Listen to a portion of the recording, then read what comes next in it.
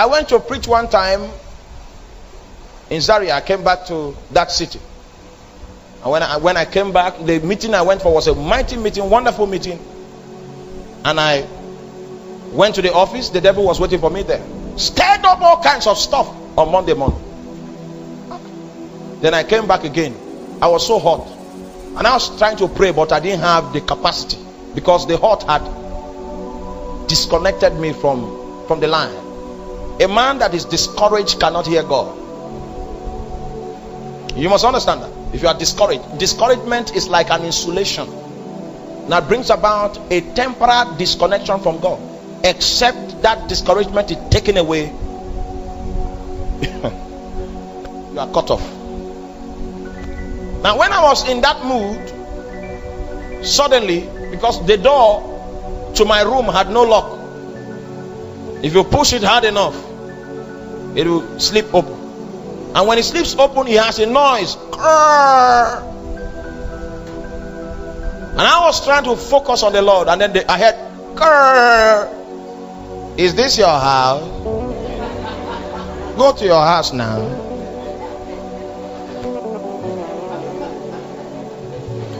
Now, if you are not someone that takes time to evaluate, you will use a knife and kill that child. But you may not understand that it was your prayer that made God to allow turbulence in the environment. See, there talks about being able to connect your circumstances with your requests, with your dealings with God. A carnal man will not connect those circumstances to his dealings with God because it doesn't follow. How on earth can you contain or connect that situation of hostility? And that was just one of the strands of the situation. There were also many funny aspects of that situation, because the person that was feeding the child with those words was also passing some side comments here and there just to make the place uncomfortable for me. Meanwhile, God had revealed to me that what he wanted me to do in that season was in that locality, and the accommodation I had in that locality was that place. That means there was nothing I could do about changing that accommodation. It was not in my hands. All right, do you understand that now? I had to be there, and now that I had to be there, there was a circumstance that I could not change that was there. You need to be a spiritual man to see the connection. That is your spiritual activity that is giving rise to this situation here. I was asking for more of God. I was beginning to perforate the spiritual atmosphere that was covered by demonic forces and powers, and the demonic influences were touched. They were troubled. Then they came into my habitat and began to stir some stuff. Meanwhile, God knew that the things that they were stirring was going to bring me in the long run to that point where I have more of God. So the seed we are talking about there is to be able to connect circumstances and situations to your dealings with God, because it is so possible for you to am I helping you? I know we have grown small, that's why I'm bringing this issue. As far as I'm concerned, the devil does not influence me. That's me. That's what I mean. The devil can operate in the circumstances, but I know that in order for the devil to operate, the Lord allowed him.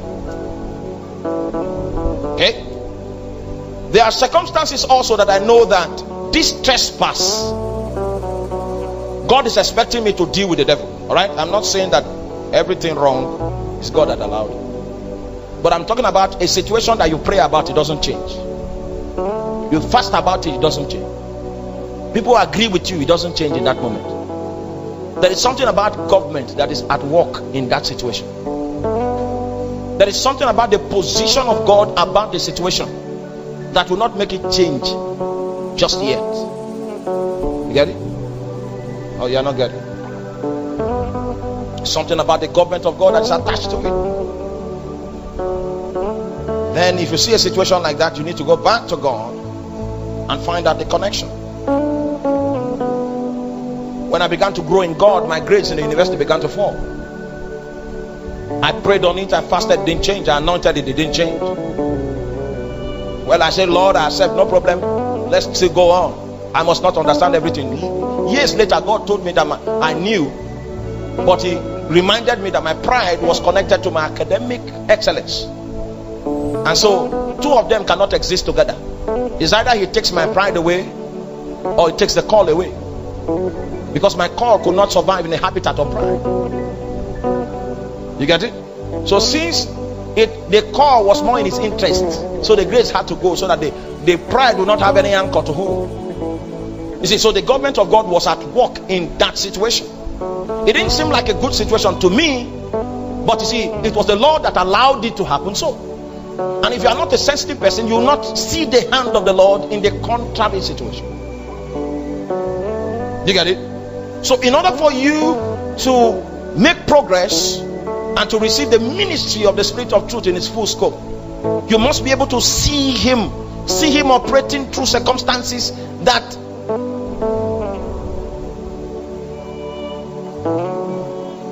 you may not choose, circumstances that you may not want. But you see, when you begin to move with God, irrespective of your circumstances, it means you have, by an act of your will, decided to connect with God and to partake in the fellowship of the sufferings that has to do with everyone that is an ambassador of Christ. That kind of resolve is what leads to higher ranking in the Spirit. You do get that? That situation went on. The situation went on.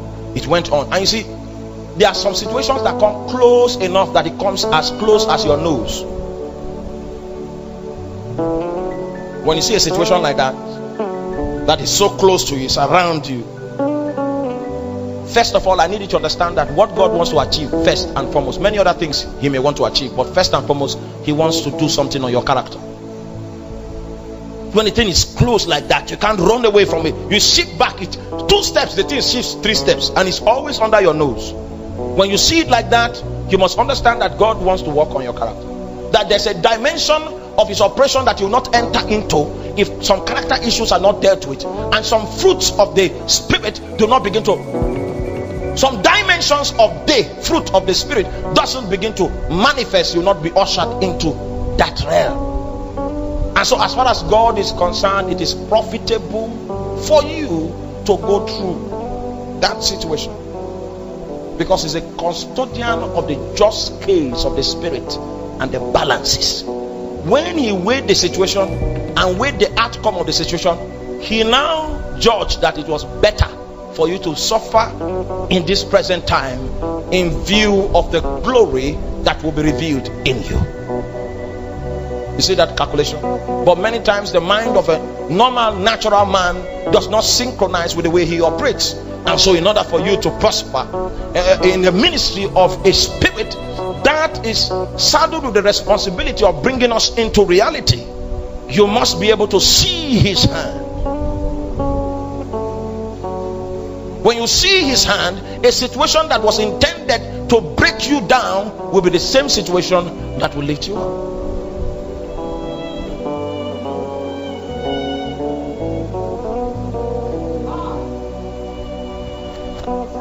But the law of equivalent advantage,